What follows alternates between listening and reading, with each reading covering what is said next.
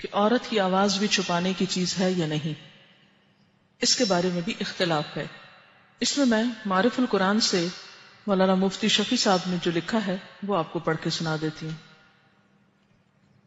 مولانا مفتی محمد شفیع صاحب کہتے ہیں، عورت کی آواز کا مسئلہ، کیا عورت کی آواز فی نفس ہی سطر میں داخل ہے، یعنی اس کو بھی چھپانا چاہیے، اور غیر محرم کو آواز سنانا جائز ہے، یعنی عورت کا کسی مرد سے بات کرنا یا عورت کی آواز سننا، یہ آپ نے عام طور پر یہ بحث سنی ہوگی۔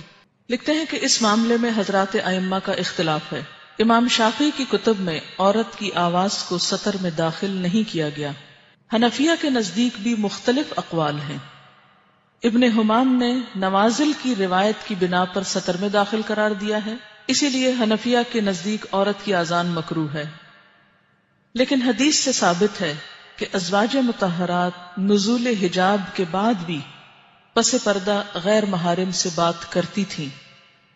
اس مجموعہ سے راجح اور صحیح بات یہ معلوم ہوتی ہے کہ جس موقع اور جس محل میں عورت کی آواز سے فتنہ پیدا ہونے کا خطرہ ہو وہاں ممنوع ہے، جہاں یہ نہ ہو جائز ہے۔ احتیاط اسی میں ہے کہ بلا ضرورت عورتیں پس پردہ بھی غیر محرموں سے گفتگو نہ کریں، اور یہ بہت معتدل رائے انہوں نے لکھی ہے، اور میں نے ان کی اس لیے پڑھ کے سنائی ہے کہ عام طور پر جب جیسے کیسٹ ریکارڈنگ اور اس کو سنوانے کا مسئلہ آتا ہے تو آپ نے دیکھا ہوگا کہ مذہبی طبقے میں اس کے بارے میں بہت ری ایکشن ہے، عورت کی آواز کیوں ریکارڈ کی جا رہی ہے، کیوں سنائی جاتی ہے، اور خصوصاً حنفی مذہب کو فالو کرنے والوں کی طرف سے اس کے بارے میں عام طور پر ری ایکشن آتا ہے۔ تو میں نے کہ جہاں فتنہ ہو، اور فتنہ عموماً کس آواز پر ہوتا ہے، جیسے گایا گیا ہو نا، کچھ گانا گایا جا رہا ہے یا ایسے الفاظ بولے جا رہے ہیں کہ جس میں دوسرے کو اپنی طرف مائل کیا جا رہا ہے، یعنی اپنی ذات کی طرف۔ قرآن پاک میں سورۃ الاحزاب میں ازواج مطہرات کو جو تلقین کی گئی وہ یہ تھی، آیت نمبر ہے 32، سورۃ الاحزاب 22واں سپارہ شروع ہو رہا ہے۔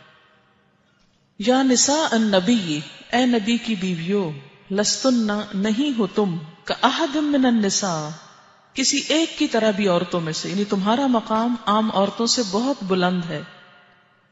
ان اتقیتن، اگر تم نے تقوی اختیار کیا تو اس تقوی کا تقاضا کیا ہے؟ فلا تخضعن بالقول فیطمع الذی، یعنی جب کسی مرد سے تمہاری بات ہو رہی ہو تو ایسی دبی آواز میں بات نہ کرو کہ جس سے یہ نتیجہ نکلے، کیا؟ فیطمع الذی فی قلبہ مرض، کہ طمع رکھ بیٹھے وہ شخص جس کے دل میں کوئی بیماری ہے، یعنی جو نیت کا خراب شخص ہے یا دل کا خراب شخص ہے، وہ تم سے بات کر کے تم سے کوئی غلط توقع رکھ بیٹھے۔ تو اس میں خاص طور پر اس گفتگو کا ذکر ہے جو براہ راست ایک عورت اور مرد کے درمیان ہو رہی ہو، کہ ایسی گفتگو نہ کی جائے کہ جس میں دوسرا کوئی امید لگا کے بیٹھ جائے کہ یہ خاتون مجھ پر بہت مہربان ہیں اور ان سے میں جو چاہے تقاضا کر سکتا ہوں۔ ایک تو عام روزمرہ زندگی کی ضروریات ہے وہ نہیں، یعنی اس غلط بات کی طرف اشارہ جا رہا ہے۔ اور یہ نہیں کہا کہ بات ہی نہ کرو یا آواز تمہاری کوئی نہ سنے، یہ نہیں کہا گیا، کیا کہا؟ وَقُلْنَا، اور کہو، کیا کہو؟ قولاً، بات، کون سی؟ معروفہ، معروف کس کے لیے؟ امر بالمعروف کی جب آپ بات کرتے ہیں تو کیا مطلب ہے؟ جب آپ کہتے ہیں کہ امر بالمعروف اور نہی عن المنکر، تو معروف نیکی کو کہتے ہیں نا، جانی پہچانی چیز کو لفظی معنی ہے۔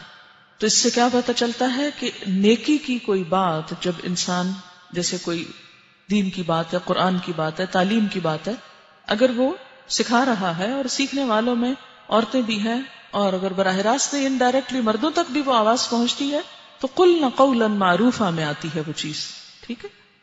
اور اس میں یہ نہیں کہا گیا کہ چیخ چلا کے بات کرو یا کھردرے لہجے میں بات کرو، یہ نہیں بات کہی جا رہی۔ بات یہ ہے کہ وہ بات نہ کرو جس سے دوسرا غلط مطلب نکال لے، غلط مطلب لے کر غلط توقع رکھ بیٹھے۔